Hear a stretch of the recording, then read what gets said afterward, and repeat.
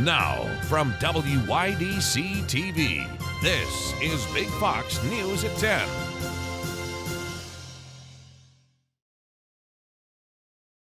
Good evening, I'm Anna Manuel.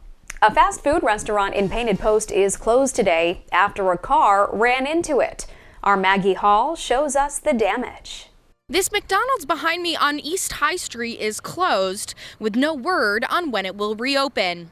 Yesterday, a woman drove her car through this popular fast food chain. I spoke to a manager today who said that they will be closed while damages are repaired. As far as we know, the driver only suffered a bloody nose. The accident was called into dispatch around 1:30 yesterday afternoon, during working hours. Our ambulance, Painted Post Fire, for 7 Alpha 1, as well as a vehicle into the building. One employee was treated on the scene, while 2 others were rushed to the hospital. For the report of a vehicle into the building causing 2 employees with burns from cooking oil. Female with a bloody nose in the vehicle is awake and breathing. One employee was treated for their burns at Corning Hospital. The other employee was airlifted to Strong Memorial. Witnesses described seeing the medical transport helicopter leaving from the scene. No other injuries or developments have been reported at this time. Big Fox News will keep you updated on this story. Maggie Hall, Big Fox News, Painted Post. An Elmira man faces several years in prison and millions of dollars in fines for planning to sell thousands of grams of meth and fentanyl. Corey Latimer pleaded guilty in connection to a case where police found over 2,000 grams of meth and almost 500 grams of fentanyl, as well as other drug paraphernalia in Latimer's Elmira home back in April of 2022. Latimer faces a minimum 10-year prison sentence and $10 million in fines. To celebrate Fat Tuesday, Lights Bakery's new owners made some special treats. Big Fox's Josh Feldberg caught up with the new management team to find out what other changes are coming to the community staple. For many across the country, Fat Tuesday is the last day to fill up on sweet and fatty foods before Lent begins. Lights Bakery in Elmira celebrated the holiday by adding a couple new menu items. So Fat Tuesday, we feel like we're really adequately prepared. We've got several filled cupcakes, parfaits, lots of white cakes, Napoleons, gluten-free options as well. But what they really don't want to miss if they're coming out for Fat Tuesday is our Half Moon, which is our signature cookie. The special parfaits and soda bread weren't the only new additions to the bakery. Gaetano Ruggiero has taken over as the new owner of Lights. It all started with this young lady coming to my other restaurants, and we're going back and forth, and she goes, "Oh my God, you should just buy my mom's bakery." So one thing led to another, and here we are. Ruggiero is taking the reins of the family business that has been a community staple for over 80 years. So the bakery has been in my family since 1942. It's run through several of my great-grandparents, great-uncles. It was my grandfather, and then my mom eventually took it over, and she just retired. So it's been in the family a long time. Some of the changes Lights is looking to make includes adding new dinner items, expanding the bakery's hours, and adding an Italian touch. It's awesome here. You know, I really didn't know how popular Lights was until I got into Lights, and the community supports us, helps us, and be patient with us. We're working everything out. To keep up with the bakery's changes, you can follow Lights on Facebook. Josh Feldberg, Big Fox News, Elmira.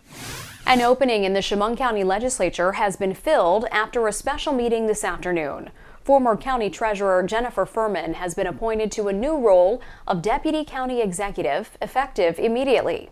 Furman replaces former Deputy County Executive David Sheen following Sheen's retirement. Data from the IRS shows Americans' tax refunds may be smaller this year. The average refund so far is $1,963, compared to last year's average of about $2,200. The expiration of pre-pandemic stimulus programs is the main factor for lower refunds in 2023. Americans are also filing earlier this tax season, as $16 billion have been refunded.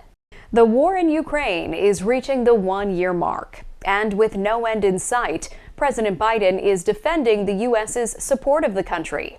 Trey Yingst has more from Kyiv. They started the war, and we use force to stop it. Russian President Vladimir Putin pointing the finger in his State of the Nation address, accusing the West and NATO alliance of starting and sustaining the near-year-long war in Ukraine.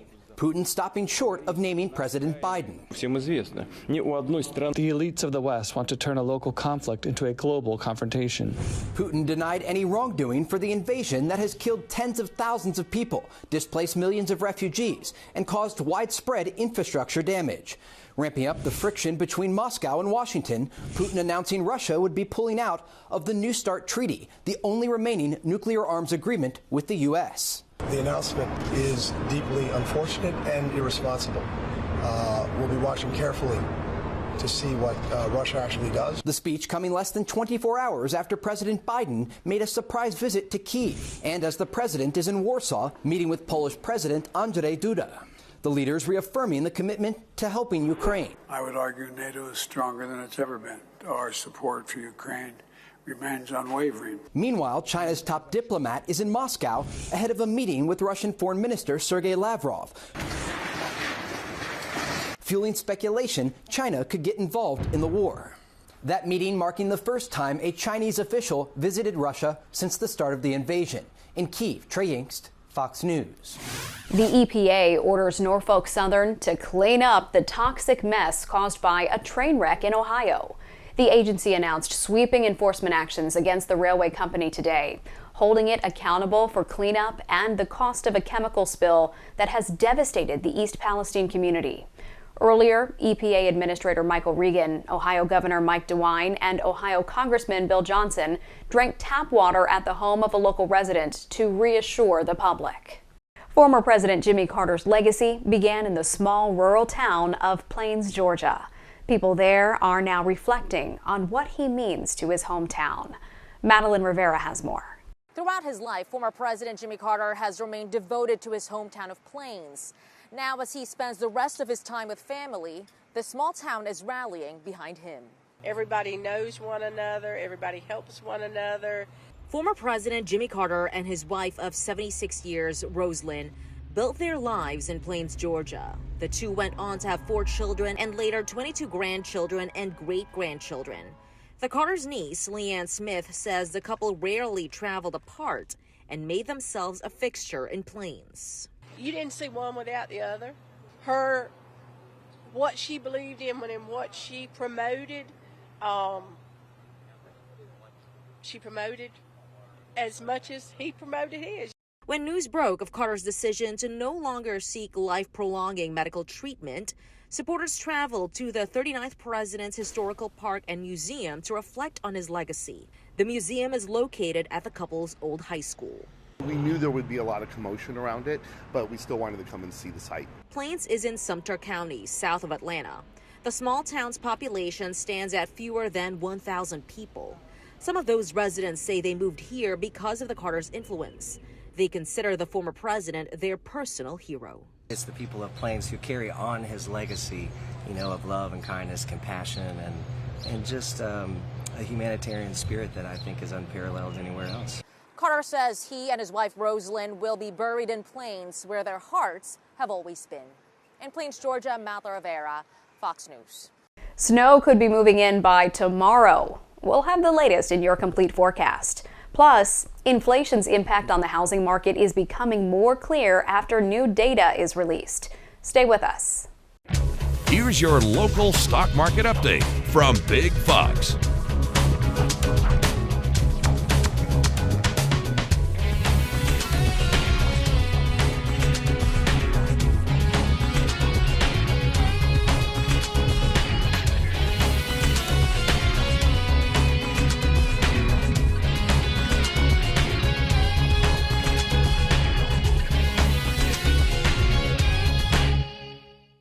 Now, your Twin Tiers forecast from Big Fox. A little clipper system that was sliding its way across portions of Lake Ontario did bring some times of even areas of some wintry potential. Rain showers, temperatures still mild and then cooling with some clearing to bring for a beautiful sunset. Now that northwesterly wind is bringing our temperatures into the 20s here as we step through the overnight with some clearing potential in place. But note that by 6 a.m. you still might want the winter layer, but we have a southwesterly wind, and that's due to a warm front that is going to be lifting north across the area as we step throughout our Wednesday. Now that warm front is going to bring though still the potential of wintry precipitation due to that little push of cooler air from that clipper system. So a winter weather advisory is in place because temperatures at the surface as well as into the atmosphere will be cool enough to talk about some wintry potential, which could lead to some slick roads. So we are going to talk about going from snow to sleet to rain. It's going to be a gradual transition. There will be a few hours of potentially some snow and sleet leading to some slick conditions before moving over to rainfall. So that will be our Wednesday forecast. Thursday, drier, still some showers to track as the low will be working its way through the state with some mild temperatures in place, but then we're going to be talking about much colder conditions with windy conditions as well for our Friday. Now, first looking at the precipitation that's in place. Wednesday, as mentioned, we're gaining that southwesterly wind with a dry start to the day. Cloud cover will increase and there will be that chance to bring in some wintry potential. There's some sleet and freezing rain before we're underneath some showers in place, as we'll stay underneath scattered shower and even some maybe brief downpours possible overnight Wednesday into Thursday morning. So looking at, again, breaking down those different snowfall, the precipitation types.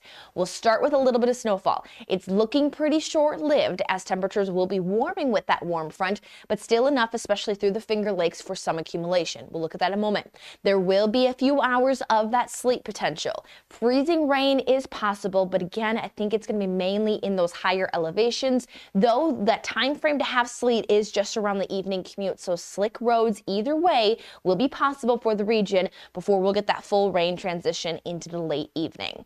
So when it comes to each precipitation type, a little 1/10 of an inch, upwards of a 1/2 inch for the border between here, Pennsylvania and New York. Farther that you work your way into the Finger Lakes and higher elevations, you'll get closer to 1 inch possible. Now, some of that is also going to be equated to some sleet as well as freezing rain. Now, you're seeing the pink gradient, meaning that there's chances, but when it comes to accumulating numbers, again, farther north in higher elevations, rainfall potential, we're looking at upwards of a 1/2 inch in place. Now, temperature-wise, we stay cool enough again through Wednesday to give us that wintry potential, but then we warm into Thursday, keeping us rainfall with very mild conditions, but then look at the drastic drop in temperatures for Friday with mostly quiet conditions into the weekend.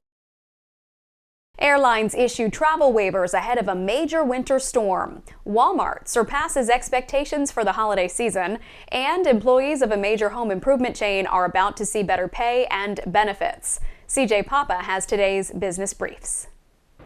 Delta and Southwest Airlines are issuing travel waivers ahead of the storm expected to slam much of the country this week. Millions are bracing for a system that'll stretch from coast to coast. Northern states like Minnesota face up to 2 feet of snow, as well as icy conditions, and heavy rain could lead to flooding in parts of the heartland. Stay up to date on the storm by downloading the Fox Weather app.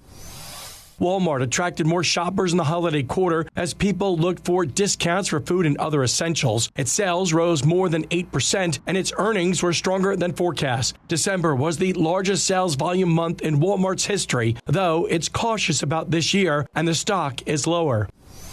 And Home Depot missing Wall Street's revenue expectations for the first time since November of 2019. The company posted $35.8 billion in fourth quarter revenue. The home improvement chain expects revenue to be flat in the new fiscal year. It's also preparing to spend $1 billion in order to give hourly workers a raise. Minimum wage at the retailer will now start at $14 an hour. That's business. I'm CJ Papa. There's another disappointing reading on the housing market. Existing home sales declined 0.7% in January. Economists were expecting an increase. Also, though interest rates are higher, home prices continue to rise. The median home price rose to $359,000 last month. Americans are still paying higher prices for groceries. A monthly report by the Bureau of Labor Statistics found prices for food at home to be about 11% higher in January compared to figures from the previous year.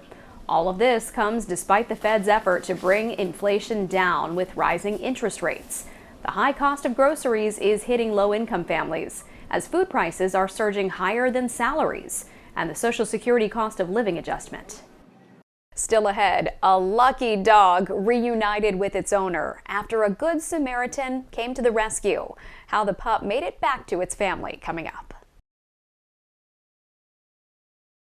A family and their pet reunited after a Good Samaritan rescues their pup. Laura Diaz has more on the special reunion.